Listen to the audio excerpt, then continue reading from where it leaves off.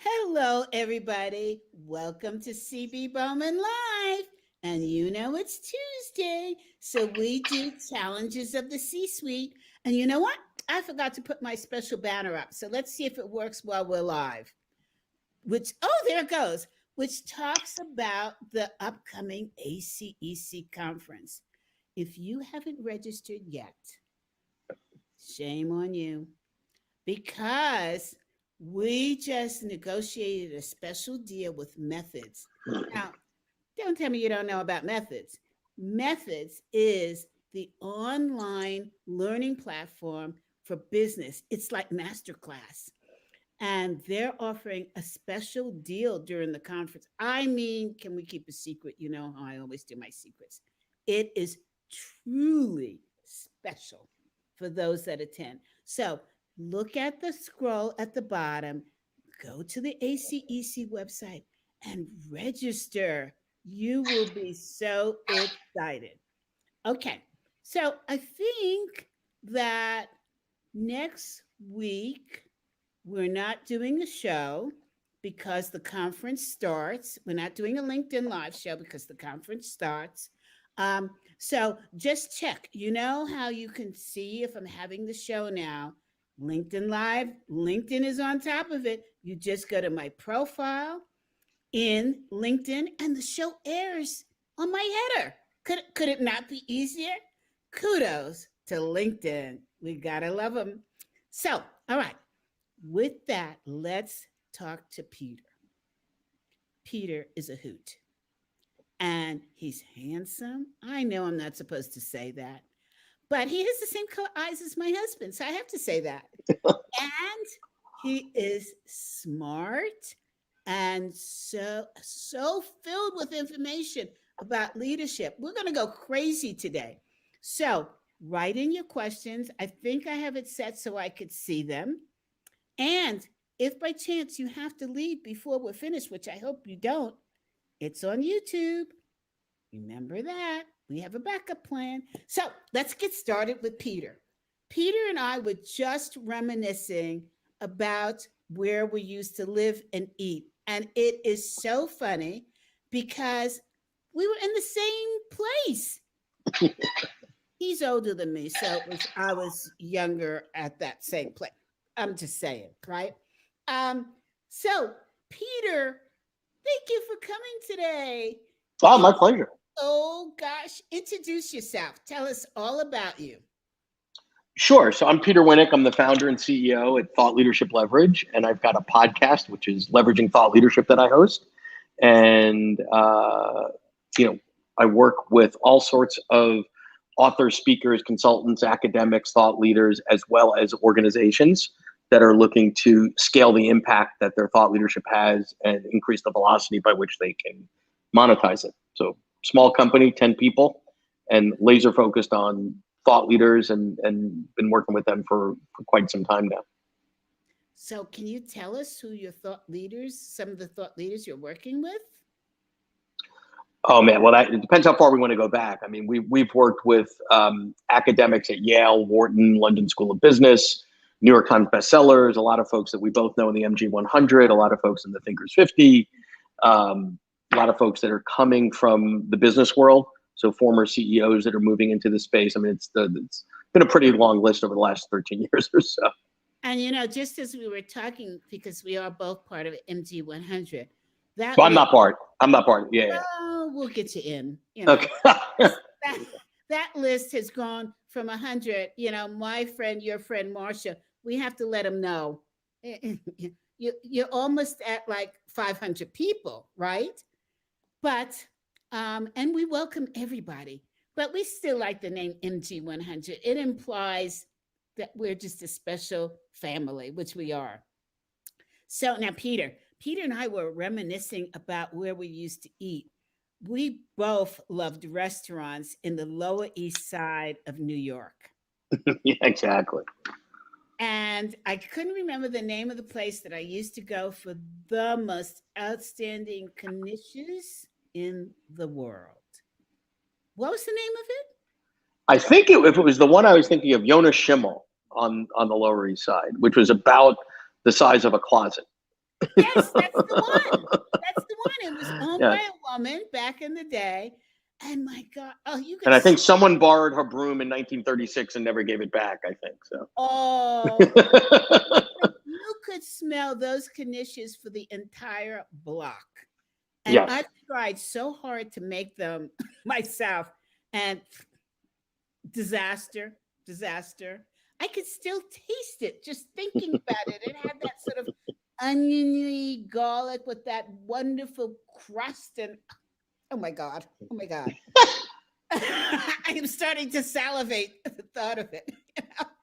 And I think down there I had the most wonderful egg creams. Oh, I tried to have one here in Colorado. Oh, stop. Don't. Come on. That's like going to Einstein's for a bagel. What are you doing? You don't do that. That's a recipe for disappointment. You wouldn't do that. It just didn't quite make it. So, listen, Peter, I want to talk about your work, but here's the question. Sure. We like to ask people. This is the insider scoop. And, our format is like we're sitting, having a glass of wine, cup of coffee, learn and laugh at the same time. So, my question going out of the box is, what do you see are the challenges that leaders are facing? And it could be today, it could be yesteryear, it could be a comparison between the two. What do you got for us? The top three. Yeah, so I think that one, thought leadership always runs in parallel to the business cycles, right? So if we were to go back and think what was, quote, in vogue at the beginning of 2020, it's almost laughable today. The employee experience, the war for talent, right? Like, work-life balance. Work-life balance is I've got my laptop balanced on my knee in the, in the ladies' room or something. So now, however long it's been into this, like too long, there's a couple of things that have risen to the attention of leadership that weren't before. So the first one is diversity and inclusion. So directly as a result, my humble opinion, of the horrific murder of George Floyd last year, almost a year now, what happened was, for the first time, or at least the first time in my recollection, three very important constituencies said enough at the corporate level. Number one, the employees, the frontline employees said, what are we doing about this? The customers said, where do you stand on this issue? And then that elevated it to board to go, oh crap, what are we really doing? And if you go back to your history and say, well, why and what were companies doing in the D&I space prior? It didn't come out of a place of benevolence. It came out of a place of prophylactic litigation, whatever. So old school D&I was, you had to teach people that look like me that they have to hire people that don't look like them. That's 1970, whatever. And what's the cheapest way to get with that? Oh, put Peter through a 2-hour program. So if he does something stupid, we can say, well, we didn't do it. That's not going to cut it anymore. And I think that's number one. Leaders need to understand sort of what is their position, what they're doing, and how are they addressing those issues. I think there's a whole struggle that we're seeing now around what does culture mean in this, new work, new normal, whatever we're calling it. But we're working differently today, right? We're not all going to an office from 9 to 5 or 9 to 7 or whatever, sitting side by side and ignoring each other. And there's an impact on culture, right? Where for the first time as long as I can remember, we're recruiting, we're onboarding, right? Folks that we've never physically met with or had a meal with or looked in the eye other than, across a screen here. So I think there's a cultural piece. Then the last one I think is we're redefining at the leadership level, what is our responsibility as a company around mental health? So it used to be, with the exception of really, really, really extreme things, like if you have addiction or someone's coming to work with a weapon, we had ways to deal with those things. But now we have everybody at the same time going through stress that we don't know about, right? It used to be, if I'm the typical manager with 10 employees and CB's having a tough time, she's going through a divorce, or a parent with Alzheimer's, we'd have a little conversation, we'd cut you some slack and figure out how do we work through that together. I don't even see you anymore, right? And I've got 12 people I'm working with.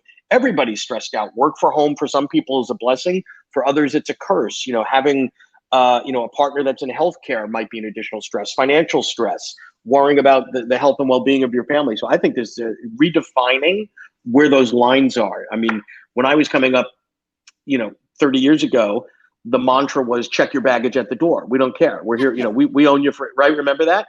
Oh, Now yeah. it's like, now we're bringing the baggage in the door, but how many bags per person is sort of the question, right? That we're allowed to bring in. And I think it's just, we're redefining what those boundaries are. So I want to take that one first because you're right. It was check your baggage at the door. Oh, God, do I remember that so well? It was like when you walk into a company, you walk in as a zombie. See Yeah. no evil, hear no evil, speak no evil, just do your job, right? Right. Right. And the law actually supported that because anytime Well, the you law, the culture, the norms, the management styles, it was all command exactly. and control. And yeah. I mean, I remember just 2 years ago, 2.5 years ago, when I left New Jersey, right? Costco is one of my favorite stores, Costco and Apple. So I got to know the manager at the Jersey store. Actually, I watched him grow up, right? And one of the people that worked there, I remember was out ill. And I said, how's she doing? Because I mean, I literally knew everybody in the store, right? Um, it was within walking distance of my house. So instead of hanging out at a bar, I hang out at Costco. What can I say? You could eat there, have fun, whatever. Anyway, I said to him, how's she doing? His answer was, I don't know. And I said, what do you mean you don't know? And he said, CB, we're not allowed to ask. Right. I'm like, yep, she's one of your top. Yeah, I know. And I would love to know, but I would get in trouble if I asked. So it was that sort of sanitation, not sanitation, sterilization of emotions, of Yeah. relationships. The law said, don't go there. All right. Now we move into COVID. How do you not ask, how are you doing if somebody has COVID who works for you? How do you not, how do you put on the blinders on Zoom if you see somebody's leg is in a cast? Well, do you just, and if you don't say anything, the employee says, damn, that person was hard. ASS. But the law still is in effect. You can't ask how you doing. So what do leaders do? I really feel so sorry for the leaders of today because it's so confusing. Well, but I think the other side of that from a thought leadership perspective is we're now theoretically fluent in emotional intelligence. We're now theoretically fluent in empathy, in listening skills, in questioning skills, etc. So we've got all these other skills. There's a little bit of tension between sort of what's allowed, and I think any of those sort of, when the gentleman at Costco said to you, uh, um, we're not allowed to ask. I think the real question is, well, where did that come from? It probably came from a time where maybe somebody took a sick day off and you had a manager asking too many questions. Well, how sick are you? What's your temperature, Rush? Whatever. So it didn't come from I always, what was the origin story there, right? Of why that came to be, and is it the intent? It's sort of there's always this concept of the letter of the law and the spirit of the law. Yeah. Yeah, but when you're running a company the size of Costco, you have to go by the letter of the law. It appears to me. Theoretically, that's why you and I don't work for big companies, but yeah. I did. And you're so right. I remember being ill and having to take off for some time, and it was a nightmare. It was like you felt that you were being spied on, and there's no way that you could get better. Right. And then the law came and said, yeah, and it's like, listen, there's people that ask for permission and people that ask for forgiveness. That's just the way it is. yeah, exactly.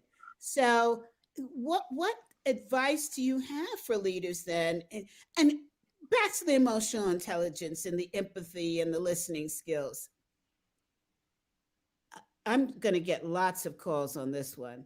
but I don't think that leaders are fluent in it. I think they may be knowledgeable that these opportunities exist, but this is where the rubber is not meeting the road.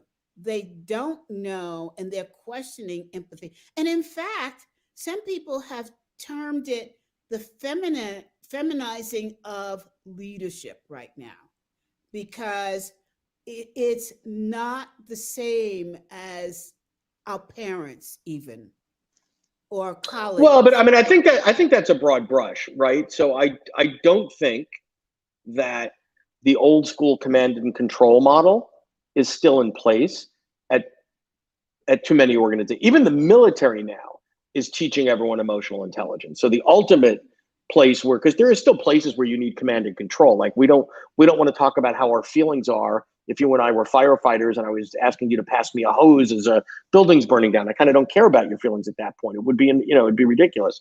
But I think there's a difference between awareness at the theoretical level, people get it intellectually, and struggle with at the applied level. That's where it's hard.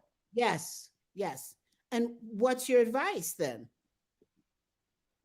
Well, I mean, my advice would be like, it's like anything else. You're not going to learn by being passive.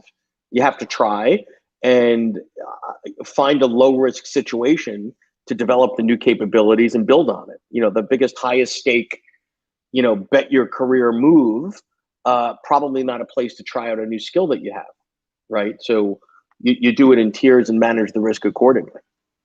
Yeah, when I think about and I don't know if this is on topic or off topic, but the young lady, part of this has to do with staying to your true north, right? Yep. And so when we look at people that, the young lady who spoke up, I think it was at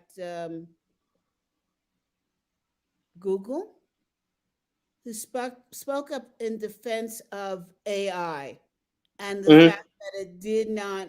Am I remembering the company right? I think it was Google. I'm not Yeah, positive, but I think yeah. so. This is after Google had just signed last year a pledge for diversity, equity, and inclusion. And then they turn around and they fire somebody who points out that their AI is supports white people more than it does black people. Hmm. How does that fit into any model? And how does it allow a company to develop trust? And how does it allow them to think about thought versus applied? I mean, it does get quite confusing. Well, but again, you can interpret that story in a couple of ways, right? One implication is, well, Google's a racist company. That's probably not so, right? So why did the AI learn to be more, Caucasian friendly than not? Well, maybe the data set. I mean, AI doesn't have emotions, doesn't have bias, doesn't have feelings, so it can't feel one way about one group or another. Maybe somebody fed in too much data, you know, from white folks and not enough from black folks. Like that, okay. And therefore the outcome is going to be pretty bad. There was another one, I don't remember if it was a Microsoft product or a Google product or something, an AI product that they released like 2 years ago. And they put it out on social media, and within hours, because kids were fidgeting with it, it was spewing forth anti-Semitism and racist stuff. Well, that was a garbage in, garbage out problem, right? So Yeah. um, again, I think you have to look at the root cause. Is it an actual bias or an outcome of biased data? Well, I think you have a really good point. I was talking to somebody in the medical field, I think it was this week, who's a thought leader in the medical field. And he said to me, I have a problem with all the testing that's being done on medicines. I said, why? He said, it's done on middle aged white men. Right. And I said, and does that make a difference? In my naiveness, and he said, CB, let's just take COVID, for example. The J&J products were tested on middle-aged white men. The people that are getting clots are women. So is it not possible that they should have tested this on women and people of all different backgrounds that might cause the virus to spill out its venom differently? I have to tell you, Peter, that was an aha moment for me as I think about different medications I take, ones that my husband takes. Yep. Yep. What does that mean for us? I never, ever questioned something like that. Now I want to go to a doctor and say, is this for Black women? Of course, he's going to look at me like I'm crazy. Right. But where did we go? No, you're right. I mean, what does your company advise? Well, that's not our space. I mean, we're in the business of supporting thought leaders to get their message out, to get their work out, to get their impact out. So, yeah, that's outside of our area of expertise. You know, what's interesting is I have a company called Workplace Equity and Equality, and we have a conference coming up. And it's funny that you're saying, not funny, haha, that your space is working with thought leaders to get their message out. How does that affect inconsistent messages? So in other words, if a person is working for a company and they're getting their message out, and you and I just talked about one of the issues, the D&I space, how does that message get presented so that it's consistent with what they're saying? And let me give you a really good example of what I'm talking about. I'm not into football, but there was a football game. And in that game, there was a commercial put on by Jeep. And Bruce Springsteen was in that, you saw it, right? And so it talks about coming together of America and you know, we are one. By the way, it was the Super Bowl. It wasn't just a game. it was kind of a big football.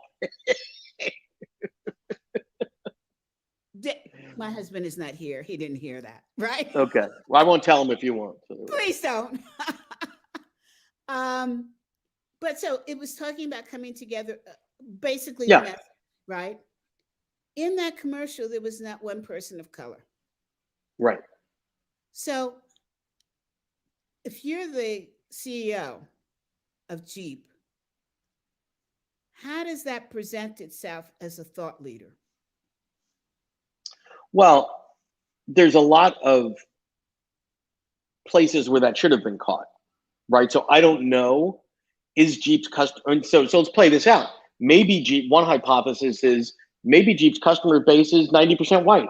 I don't know. I don't drive a Jeep, right? Like, I don't think that's true, right? Maybe the agency that they worked with didn't think about it. So there's like, it's not like that's one person that made a stupid comment. To produce that commercial with Bruce Springsteen, who I'm sure they paid a ton of money, right? You had the top of the top of the top. And why was it that not until it was broadcast, several people scratched their head and go, oh, we missed one there, right? Probably speaks more to the culture of the organization and the agencies and everyone in that sort of supply chain. I mean, I'll bring it back to sort of my world, thought leaders, right? So if you were to go back even 10 years ago, so forget COVID for a moment, when keynoting, everybody's out at events all the time and most of my clients speak professionally and blah, blah, blah. I was always standing in the back of the room, and I've been to hundreds and hundreds of events watching great people speak. And I'd look at the stage and I'd look at the audience. I'd look at the stage and I'd look at the audience. And I'm like, the stage, heavily weighted, middle-aged white dudes, right? Navy suits, look like they came out of the annual report board of directors. And those are both the executives and in many instances, the keynoters. Then I look at the audience and I'm like, this is interesting. This industry, it's 30% female, 50% female, this percent diverse. Why doesn't the stage look like the audience?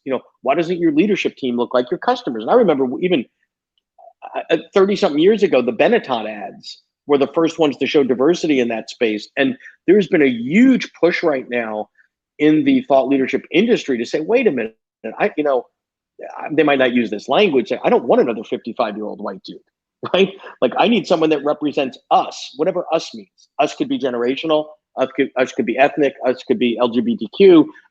What does that mean? And you're seeing more and more of that. Now, there was a pipeline problem because someone doesn't become a world-renowned keynote speaker, best-selling author in 5 minutes. You can't say, give me another one. So there's a little bit of a pipeline problem, but I know that on the keynote side, maybe 20-25% of keynoters at the highest levels are female. 60% of our clients are female, right? So we're inversely going in that way, not necessarily intentionally, it's not unintentionally, but it's in response to where the market's going, right? And I think that's really the issue, because until you have and it's somewhat a metaphor, the stage looking like the audience, there's a disconnect.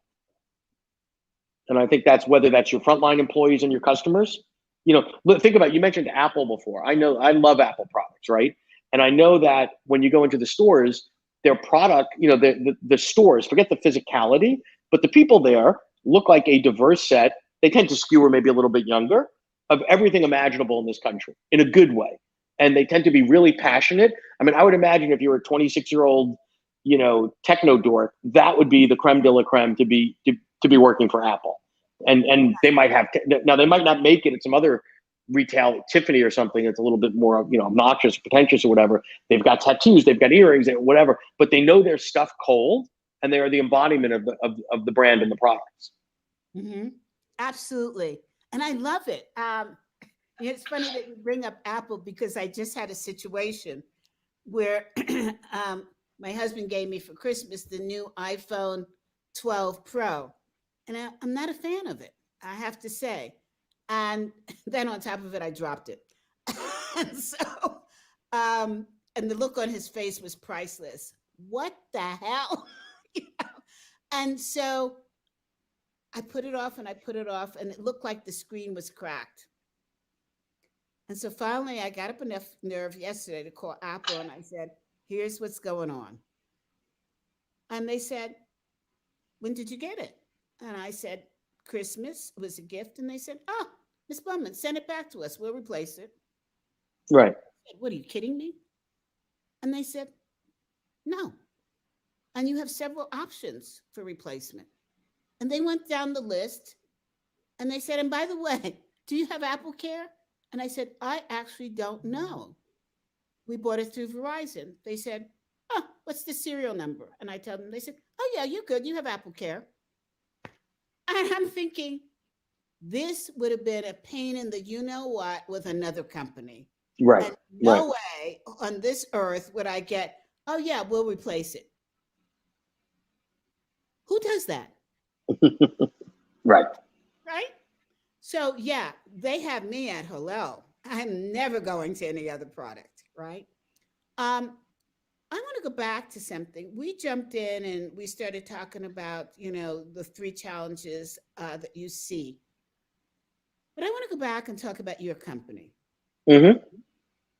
Your company focuses on thought leadership.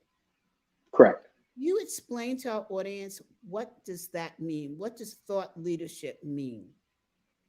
Yeah, so that's a great question and a somewhat loaded question. So when I started the company 13 years ago, the term that made me cringe was guru, right? People would be calling themselves a guru. And unfortunately, to an extent, thought leadership is almost at that place. It's an overused term a little bit. And I think the biggest struggle with it today is that if you and I were talking about a balance sheet, we both know what we're talking about, right? If you and I were talking about the next time I'm out in Colorado, we're going to have lunch together, we know that's the meal in the middle of the day, right? So thought leadership, everybody throws this word around, but we don't stop and say, hey, CB, when I talk about thought leadership, let me tell you what I'm talking about and what this means to me. You might have a different definition. Let's calibrate to make sure I'm not talking about apples and you're talking about pickles, right? Because that's not an intelligent conversation. So for some, they're really talking about content marketing. There's a place for content marketing. Content marketing is great. If I sold diapers, I would put out a lot of content marketing to teach new moms things they can do to avoid diaper rash. but I wouldn't ever confuse that with thought leadership. So to me, getting back to your question, what is thought leadership? So I break that up into two components. Number one is thought. So it's got to be thoughtful. Thoughtful could come from research. It could come from academia. It can come from the experiences that you have in the field as a consultant or a CEO or an expert or whatever the case may be. That's one thing, because if it's not thoughtful, then why spend time on it, right? If it's pithy or silly, or cat memes aren't thoughtful. Most things on TikTok aren't thoughtful. Doesn't mean there's not a place for them, but let's not confuse ourselves. And then the other piece is leadership, and the leadership piece is, do you or are you willing to have the courage to take a discipline, take an area into a different, potentially different direction, maybe controversial, maybe on the edge. It's not just regurgitating the best practices in leadership, management, sales, whatever, but you're leading the conversation. You're leading the discipline to a place that you believe in based on your thoughtfulness. And when you combine those two, great things happen. So we look at a lot of things that are out there and say, yeah, that's cool. The Kardashians are lots of things. Thought leaders, they're not. They're influencers. If I was in the perfume business, I would do anything to get one of them to spray my perfume on them, because you could bring the register from there till tomorrow. That's influencer, right? Influencer marketing is not thought leadership, but thought leadership is a thoughtful application of a discipline, and you're being courageous enough to lead it into uncharted territory, or fairly uncharted territory, and also acknowledge that you are more than likely standing on the proverbial shoulders of giants. You're not the first one to have a thought on leadership or management or sales or resilience or innovation or whatever it is. So you have to sort of acknowledge those that are current practitioners or came before you and say, and here's where I agree, and here's where I see a little different, or here's what I want to add to the soup. Can anybody become a thought leader? Well, I mean, yeah. I mean, I think theoretically anybody can, but it's like YouTube. Just because everybody could shoot a video doesn't mean they should shoot a video, right? Just because the downside of the internet is we're now drowning in information, but we're starved for knowledge. Just because everybody could, like, you look at Instagram and it's like, how many people are posting a picture of their lunch? Do I really care? That you had pea soup for lunch. Who cares? Like, why? So yes, I think anybody can, but it's about separating the signal from the noise. And now more than ever, there's more noise out there. So it's harder and harder to really separate it. And I think the market's smarter. So you can fool some of the people some of the time, not for long anymore. Not in this market. Can you make somebody a thought leader? Can you personally, Peter?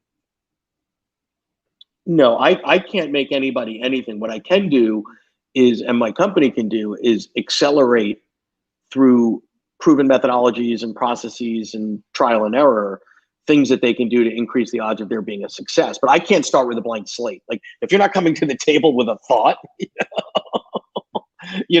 we could go into your kitchen and empty out the cupboards and say, oh, what do we got here? Let's be experimental and bake something or cook something. I can't rattle your brain and hope that there's a rock in there that falls out, and from that we have to make something. So you've got to come to the table with something, and then we can help you shape that. We can help you figure out where there's a market for it, help you figure out how to monetize it, how to get more impact from it. But you got to come to the table with something. So the other day on Clubhouse, we had a discussion about thought leadership. And it started with a poll that was taken online in LinkedIn. Okay. And the question was around, do you think that you are a thought leader, or do you want to be a thought leader? 57% of the people that answered no or with another question were women. So it occurs to me as I look across the horizon that, and this may be more so before COVID, or it might have a date attached to it, that the people that rose to the top of the list of being a thought leader were men. Is that still the case? One, and why? Well, first, let me go back to your root question. I don't think anybody has the right to call themselves a thought leader. I think if you do, it's a signal that you're arrogant, narcissistic, and quite frankly, a jerk. I think thought leader is a title or something that's bestowed upon you by peers or others that are regarded in the field that you practice. Because I go out there and call myself a thought leader. That's like, really? Who am I to designate that to myself, right? When others say, CB has expertise in ... Great. You can stand on your head and say how great you are, but it actually means a lot more when others around you or others that I admire and respect say, she's the one, right? So that's the first thing. The men and women thing, I think it's a deeper issue than that when you look at the research. So men tend to, and this isn't just the world according to me, there's research underneath this, overreach, right? So if there's a job out there and a man knows that, maybe they've got a little bit less than the credentials. They want 5 years experience and the guy only has 3, or they want this, they want that. Men will stretch, a standard deviation or two. Women, even if they have everything they're looking for, go, I need a little more. So I think some of that is more, I don't know, psychology, traditions, whatever. I can't tell you how many female clients we've had over the years. We say, oh, so let's talk about your business. I'm a keynote speaker. Yeah. What do you charge? $10,000. Why do you charge 10? There are people out there, and I don't even look at it male, female, that are charging, 3 times what you're charging or half as good. Oh, well, I don't want to, I think women, and again, I don't want to paint with a broad brush, have a harder time asking for the value they're worth. Oh, and men have an easier time overvaluing what they are actually worth, and somewhere in the middle lies the truth, Absolutely. I totally agree with you. Hey, I want to go back to something you said, and I really took a smile to that. People who call themselves thought leaders, not so much, maybe. But Yeah, here's something I was challenged with by Marshall. Um, should we not position ourselves to be thought of as thought leaders? no, absolutely. But there's a line, right? So there's things that, how are you perceived as a thought leader? Well, it could be the people that you're hanging out with, people that you're creating content with, the events that you're speaking. I mean, there's your brand, the clients that you serve. So there's a lot of things that you can do. The line, again, this is the world according to me, is once you cross the line and say, and I am the esteemed thought leader, all the audience here is pompous ass. Uh-huh. Okay. So you can do anything you want. And listen, there are people that make a brand out of wanting to be sort of out there and overboard and, oh, I'm the greatest and, whatever. Ali could get up there and say he was the greatest because guess what? He got in the ring and knocked the other guy on his butt and he was the greatest. Yeah, absolutely. Absolutely. So I guess the question is, if you were of mind to position yourself as a thought leader without acknowledging people calling you that by saying, I am a thought leader, where do you take yourself? How do you begin to? Well, it starts with strategy. So to me, and this is how we work with our clients, it starts with what is the strategy underneath it? Because a lot of people dabble in thought leadership or serendipitously become thought leaders or whatever. And I think, listen, it is a business like any other business. And in order to succeed in the business, you have to have a solid strategy and know where you make your investments, know who the markets are that you serve, know how those markets will pay a premium for what you've got, in what format and what modalities, know how you're going to sell it, market, and distribute it, right? And know the problems that it solves. So, there's a slice of the thought leadership world that's purely entertainment, right? So sort of the keynoting for the sake of keynoting, motivational, and a lot of that has gotten really, really hurt by COVID. But you have to figure out what business I am. Am I in the keynote business, or am I in the business of developing capabilities at scale at Fortune 1000 companies inside of their leadership group? And I think those are all strategic issues. And the more strategic and less impulsive and personality driven you are, the more likely you are to succeed in the long term. So, okay, so you start with a strategy, and I guess the basic part of that strategy is, what is your why? Does that make sense? No, well, I would say I don't really care what your why is. I mean, the why is why you do what you do is why you do what you do. And to some people, that's, Some people spend their lives figuring that. It's almost a Buddhist quest for them. I'm looking at it purely from a business standpoint, a business strategy standpoint, to say, okay, so you're a thought leader in the space of X, whatever, resilience. Let's say that was my thing, resilience. So I'm the resilience guy, and I've written books and articles, whatever. Great. Okay. Well, what's the business you're in? Who's going to pay the most for resilience something? And what is that something, right? Is it domestic? Is it international? Is it resilience for salespeople? Resilience for newly minted managers? Resilience for leaders in a technology? I mean, there's a bunch of clicks that you got to put on it. And we live in the age of the long tail, and that's a blessing, right? So the days of one size fits all, this is leadership training for everybody, are kind of over. So you can find your niche, dominate your niche, figure out how do you sell, market, and distribute in there. Because to be a successful thought leader, it's not just the heavy lifting on the research and the writing and the authorship and the speaking. It's what's your sales, marketing, and distribution model? And most people, Marshall being an exception, are pretty crappy at that as thought leaders. They're really, really good at creating amazing stuff, really, really bad at getting it to the end user that will pay the highest premium for it. Because they're totally different skill sets. If you think about, put on a piece of paper, what does it take to be an awesome thought leader? What does it take to be a great sales and marketing person? There's very few places of overlap. Maybe communications, critical thinking, but other than that, maybe 20% of those skills overlap. Okay. So, okay, thank you for that. Appreciate it. I want to go back to the points that you see that represent challenges from. Oh, I know there was a question I want to ask you. Before I ask you this question, would you say that all heads of Fortune 500 companies are thought leaders? No. So let me, it's an interesting question, and there's a couple of questions there actually. So number one, many organizations today, not people, but organizations, are making very big investments into thought leadership. So particularly in high tech, professional services, financial services, not exclusively those areas. And the underlying reasons is listen, everything's being commoditized. I don't care if you're Fidelity or T. Rowe Price, it's a commodity. I don't care if you're Accenture or Deloitte, you're interchangeable. So one of the ways to stand out is through the use of thought leadership, right? And it is a very cost-effective way to show the world you're smarter than your competitors, you're better than your competitors, this is your framework, this is your knowledge. So there's really two questions in your questions. Organizationally, what are you doing about thought leadership?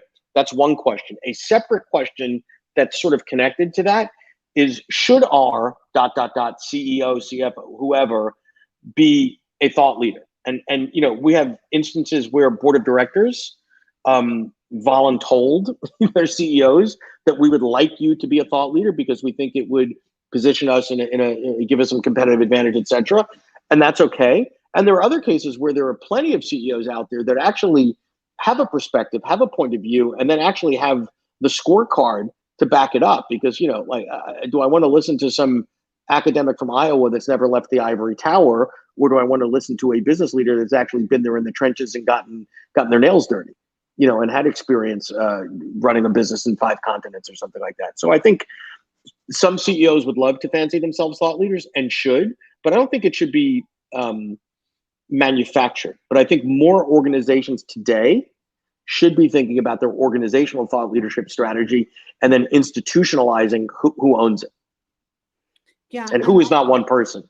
And could this is gonna let me see if I could get it out. And I'm thinking about somebody specific, and I can't remember his name because I'm horrible at names. But the CEO of Bank of America has made a clear Moynihan. I think it's Moynihan. Moynihan? Yep. Has made a clear mark on the D&I space. Mm-hmm. That is spectacular, right? Mm-hmm. I probably, like Apple and Costco, would not think to go to another bank because of his commitment and execution of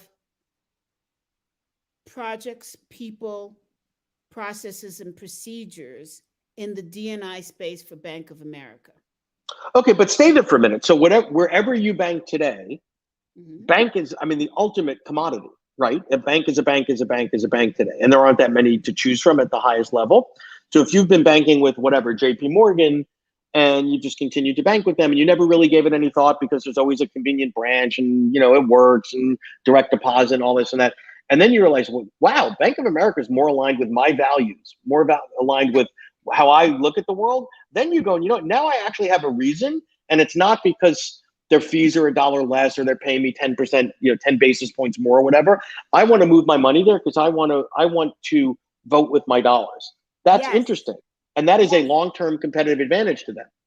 Yes, exactly. Yep. You got it.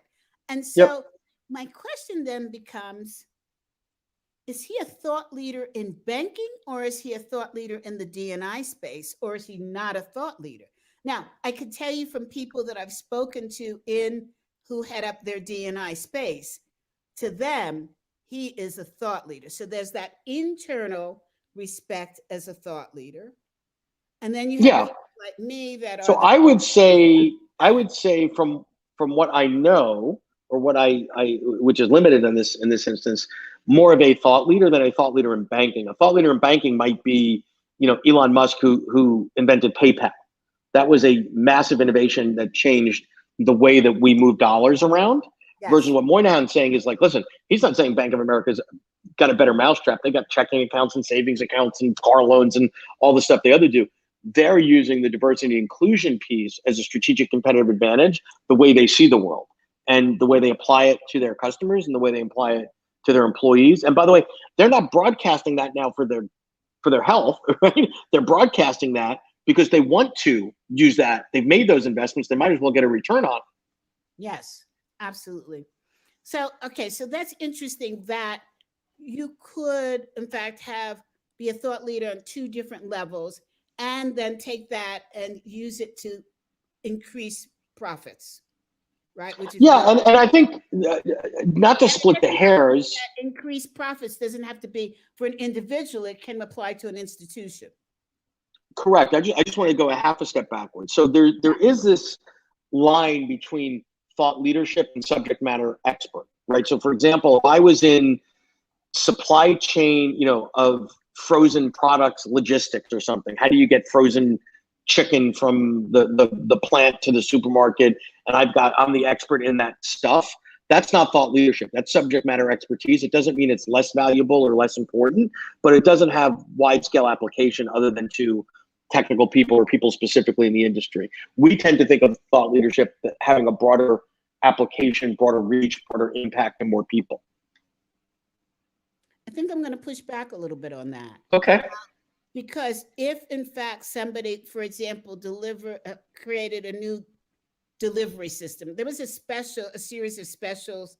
I guess it was on the History Channel or Science Channel that was called "What Made Food That Changed America." Mm-hmm.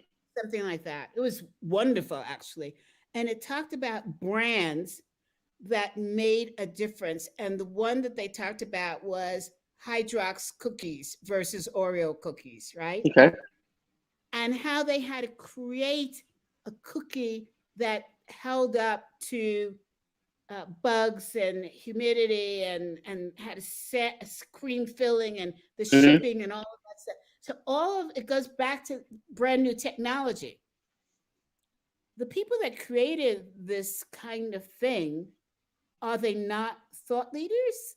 Because I think that's more innovation, food science, packaging. I think it's more domain expertise than thought leadership. Because the trick is, to me, the litmus test there is, what is it about what they did? They had some sort of a breakthrough. I'm not discounting the breakthroughs that they had there, but what about that can be transferred to other people to develop capabilities in themselves, right? So if they had a methodology around innovation, here's how we looked at the cookie problem.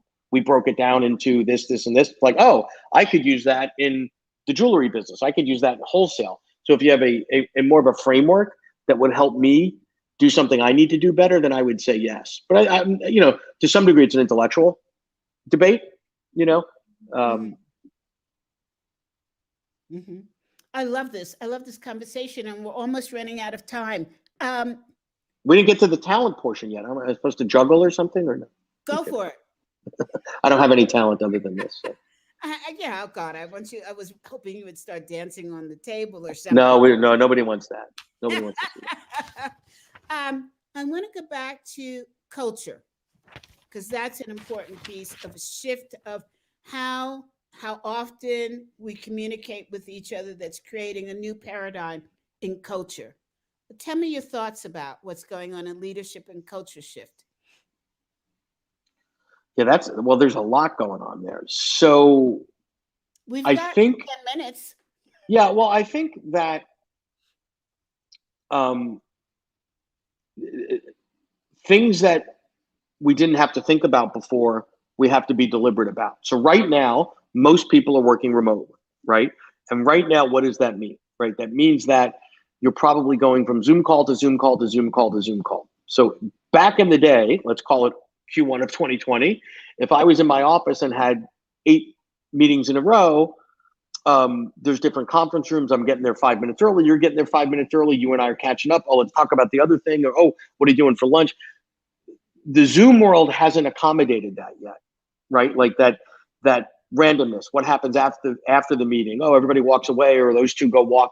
Come back to my office. I want to show you something, right? So we have to go out of our way to find these opportunities to connect both on a personal level and to have agendaless interactions, because that's where some magic happens, right? And now we're all talking about, well, what does it look like when we go back? Well, I think we all agree nobody's going back, or most are not going back to what was. It's going to be some blended hybrid different version that you go back on Monday, Wednesday, I go back on Tuesday, Thursday.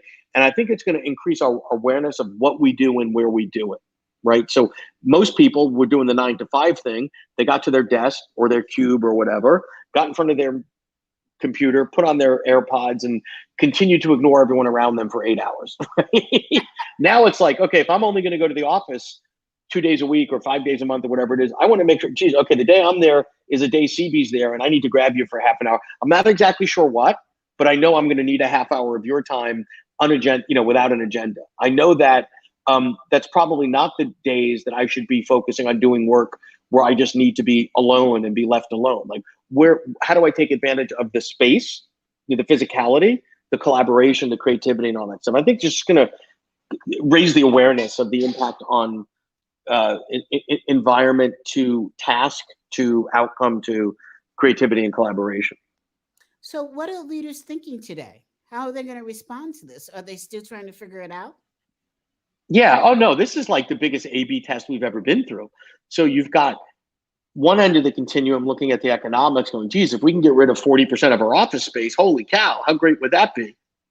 And then you have people, employees going, geez, if I don't have to commute, wow, look at all the money I save. I can get rid of another car. I'm not spending all this money on transportation, dry cleaning. I don't have to buy, $18 turkey sandwiches in Midtown. Like, this is really, I can work out more. I can get more done. I mean, I think the dirty secret is out of the bag that most people, most of the time in the workplace, were not as productive as they could be. And that's a general statement. And I think people are finding now, once they've got into a routine and once they have the right hardware and the right, sort of setup at home, I can get a lot more done, in a lot less time. And I think that's great. So I think smart companies are thinking about, how do we take the best of what we've learned and make it permanent, and does that mean we have to trust people more? We have to monitor how they work differently. Is it different for people at different stages of their careers? I don't know. I mean, there's a lot of unknowns right now. Mm-hmm. I want to talk about your thoughts about, you mentioned hiring people without having the face-to-face and having to use, I guess, Zoom. And I noticed that Indeed now, and I don't know if it's for every job, they have assessments that you have to take. Yep. I don't know if that's imposed by the potential employer or if that's an Indeed type of activity that's been imposed on job searchers. Well, I think there's going to be a whole suite of new tools, because what do I want to know if I'm hiring someone I've never met? Like, so what were the things that I found out about someone when we met face to face? So I already knew where you went to school, your credentials, where you work.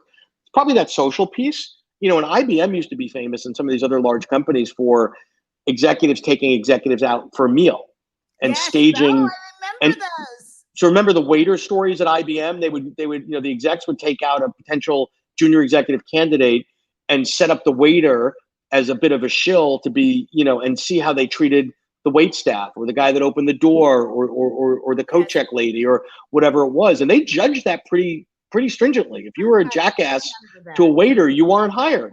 So what are the, and then you can say, well, maybe that guy was having a bad day. Does it really impact his job?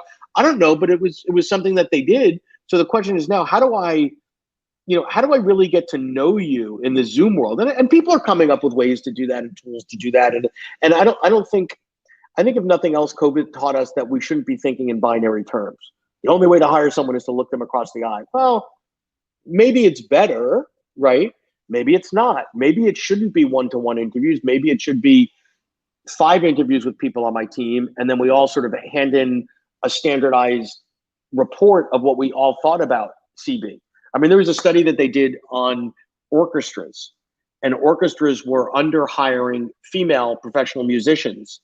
And there's a research study on this. Why were they doing this? Well, a lot of this was old school orchestra conductors, and they'd see a woman violinist and a man violinist and just assume the man was better. Then they went to the screen. So now what they've done is most of them have moved to it's important if you can play a violin if I'm going to hire you to be the violinist, right? Like that's important. So how do I get that without the bias of, Peter's a white guy and CB's a black woman? I put you behind a screen and it's silhouette, right? Voice. And it increased the hiring of women and minorities, which is kind of interesting. And most of those people wouldn't say, I'm biased. I would never, I'm not biased. Of course I'm open-minded. Well, you kind of were, and maybe, this is the difference between explicit and implicit bias. So I think there will be new tools and tests to figure out how to de-jerkify someone or get jerk radar early. Well, one thing's for sure, if they don't have a green screen, and a fake background, you get to see what is it that they're living in. Are they living in chaos, or you get well, but stay there for a moment. So I mean, it's an interesting point because I was talking to a head of HR about that. So HR in most organizations are really good at coming up with here's the things that you can't do. So a year and a half ago, if I was to hire you and say, hey CB, who do you live with? How many people live there? Can you walk me around your home? Like you'd be like, whoa, back it up, Jack. But now as an employer, without getting creepy, if I'm hiring a 25-year-old in New York that's got 3 roommates, is it quiet where he is? Is his background professional? Do they have the right bandwidth on Wi-Fi? Right? Do they so there's a whole set of questions where, there's some questions about are they allowing us to interview them from their bedroom? Yeah. Okay. Right. And I think what happened is in the very beginning of COVID, everybody was, I don't know. Now it's like, okay, it didn't take long to figure out, I don't want to see your laundry and pop a green screen in there. But in the beginning, we got it. There's nobody gets a pass for that anymore.